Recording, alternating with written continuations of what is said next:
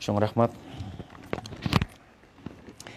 Ошон үчүн ызга жеткизбегиле. Адамдын эң кымбат нерсеси көңүлү. Байкасаң, суу тоңот. Байкасаң, таш тоңот. Байкасаң, чөп тоңот, топурак тоңот. Бирок алар эрийт күн чыкканда.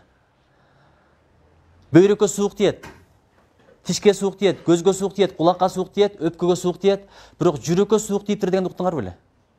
Жүрөккө суук тийбейт, анткени жүрөк дайыма жылуу. Кан айлануунун борбору ушул, толтоо ушул. Дайыма иштеп турат. Эң күчтүү насос ушул. Жылына канчадагы миллион кан өткөзгөн насос ушул. Бул эч качан суук тийбей турган жер. Иштеп турган дене билесиңер эч качан ишибейт. Ошол сыяктуу эле. Бирок жүрөккө бирдеке тоңуса эч качан эрибейт. Тоңуган сууң эрийт, тоңуган чөбүң эрийт, тоңуган жериң, топурагың бардыгы эрийт, бирок жүрөккө муз тоңсо эч качан эрибейт. Эриш аябай кыйын. Ошон үчүн адам газа жеткизбегиле, көңүлүн калтырбагыла. Эң кымбат нерсе көңүл. Мисалы, Айзада Бегемкулова деген эжекебиздин бир жакшы ыры бар го. Мага бала деле кымбат эмес, кийин чоңойгондон кийин дагы бир түйтөк башка үйлөнөт экен дагы эришпеди деген деп атат. Мааниси ушундай. Кыз деле кымбат эмес, бирөөнүн бүлөсү экен дейт. Өмүр деле кымбат эмес, бир күнү жердин алдында калат экенсиң дейт. Көңүл кымбат дейт. Кичине шамал болсо үшүп калат дейт. Колуңардан келсе эч кимдин көңүлүн оорутпагыла.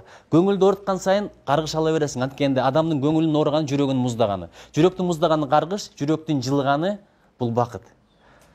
Biz азыр бири-бирибизге аябай ыза берген коом болуп атабыз. Байкасаң, Facebook'tan бирине бир асылмай, Instagram'dan бирине бир асылмай, кыларга ишиң жокпу? Адам тууралуу сенин тандооң же жакшы күмөн кыл, же жаман күмөн кыл. Бир жолу жаныбыздагы машина тырылдап иштеп атат. Аялым экөөбүз сүйлөшүп отурганбыз.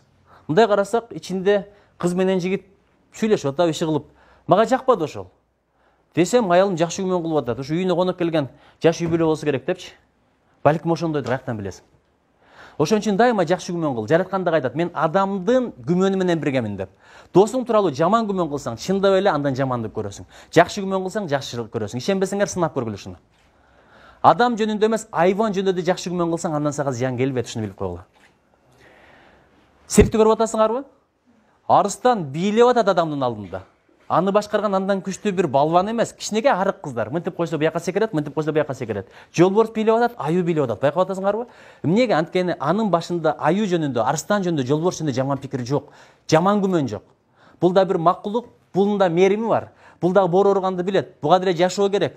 Бу деле душман ачыргысы келбейт деп ишенет, ошон үчүн баш ийип берип атат. Мен Япониядагы окуяны айтып бергенмин, көп жерлерде, бирок бул жерде айтпадым билбейм.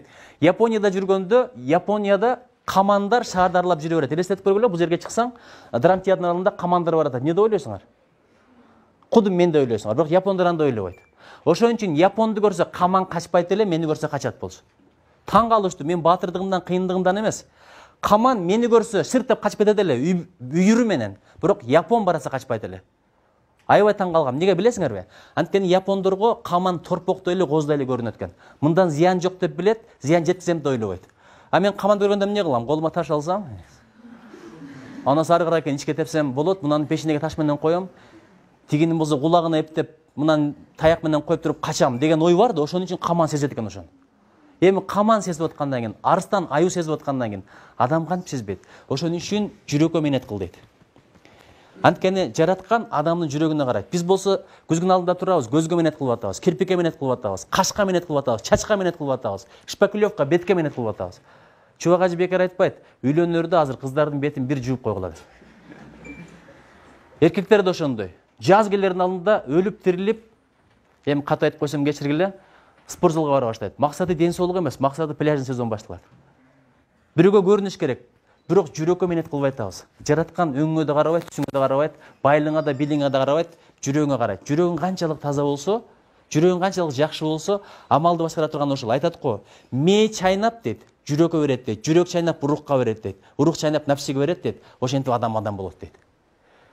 Ошон үчүн бардыгын башкарган жүрөк, колуңду башкарганда, бутуңду башкарганда, кулагыңды, тилиңди, көзүңдү башкарган жүрөк. Эгерде жүрөк таза болсо, жүрөктө ыйман толуу болсо, көзүң жаман нерсени карабайт.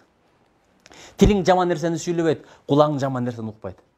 Биши тескерисинче, пайдалуу бирдеке айтып атса, акырын чыгып кете беребиз. Бирок бирөө жарым ушак айтса, Атамбаев уктуңбу десе, эмне болуптур? Акырын баарын таштайсың да. Кемалди уксуңбу десе, бүт кыздар, эмне болуптур? Баары да кетет ошакачы. Биякта апасы чакырса, кой туруң апасы 1 секундка. 1 секунд дегени 1 саат. Айтып атам го, Кемалди көрүп атканда, өзүнүн тууган баласы кирсе, чык нары Кемалди көрүп атам дейт.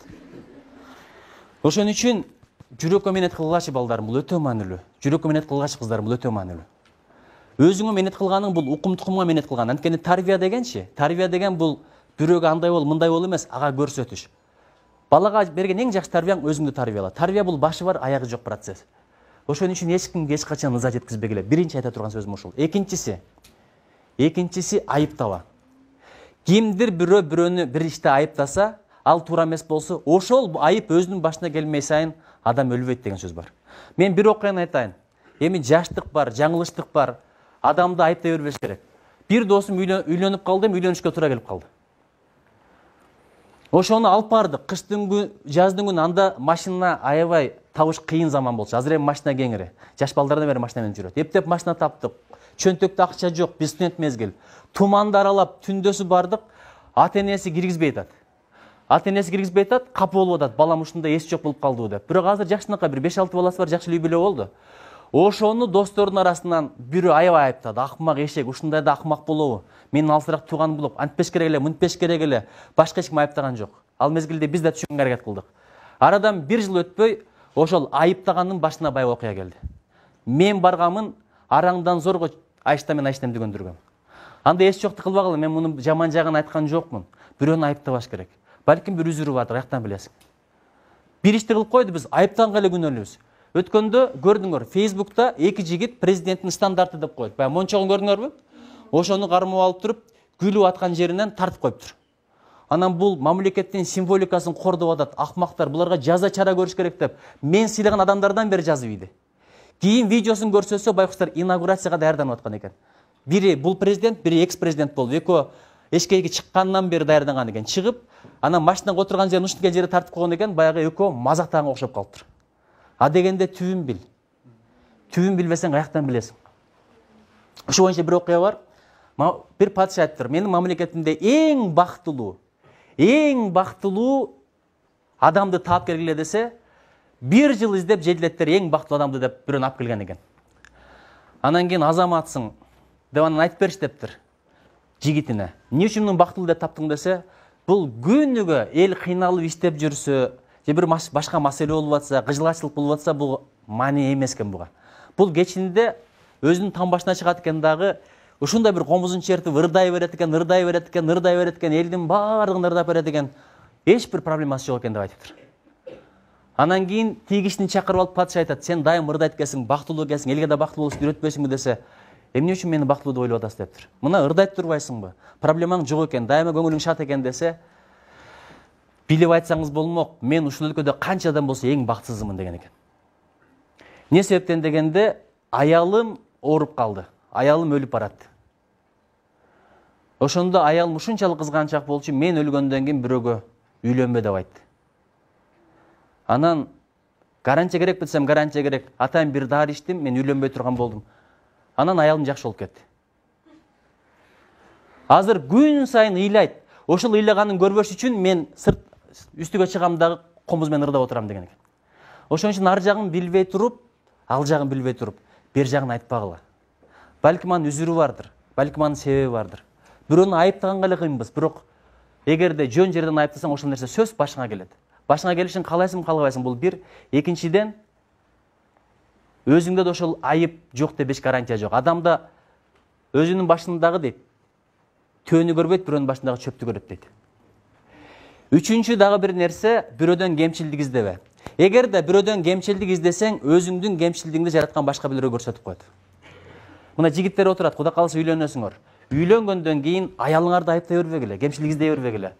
Эгер жигиттер өзүңөрдүн 1000 катаңарды, 1000 кемчилдигиңерди билгиңер келсе, аялыңардын бир эле кемчилигин айтып койгула.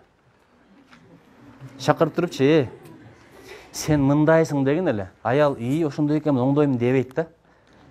Канчалык чын болсо да, адамдын бетине айткан чындык оор келет. Напсиси көтөрө албайт аны. Ант мынт деген буйрукту көтөрө албайт. Анан андайсың, мындайсың деген айыптоону көтөрө албайт. Аны билип турса дагы. Байкуш, кыздар турмушка чыкканда жыргайм деп чыгат экен. Анткени эки нерседен жадайт. Билесиңерби? Биринчиси устаттан жадайт. Устаттан. Мугалимдер устат. Андай болуш керек, мындай болуш керек. Мындай болуш керек, мындай болуш керек. Тигинде болуш керек, мындай болуш керек. Ошол устаттан жадайт. Окута берген кишини жакшы көрбөйсүң, билесиңби? Экинчиси начальниктен жадайт. Ата энеси начальник да. Ант мынт. Ушул экөөнөн жадап, анан эрге тишкиси келет экен кыз байкуш. Мен күйөөм менен бир жыргап жашайынчы. Начальнигим да жок болот, устатым да жок болот деп араңдан зор эрге тийип алса, эри экөө тең болуп алат экен. Начальник дагы, устат дагы. Ант мынт андай болуш керек, мындай болуш керек. Сен ага акыл айта турган деңгээлде эмессиң. Бүт аламга алым бол, аялыңга алым боло албайсың. Бүт дүйнөгө падыша бол, аялыңа падыша боло албайсың. Бул жашоонун чындыгы. Өткөндө мен аялым айтат, президенттин көйнөгүн ким үтүктөп берет болду экен депчи. Жеңе үтүктөп болду экен, мен айттым. Колу бош болсо үтүктөп бериши мүмкүн, болбосо өзүң кылып ал десе өзү кылып коет депчи. Бул бар нерсе. Бул хак нерсе. Ошон үчүн бирөөнүн айып издебе. Айып издесең өзүң айың көрүнүп калат. Бирөөнү жек көрсөң өзүң бирөөгө жек көрүндү болосуң. Жаман жактар бирөө көрүнүп калат.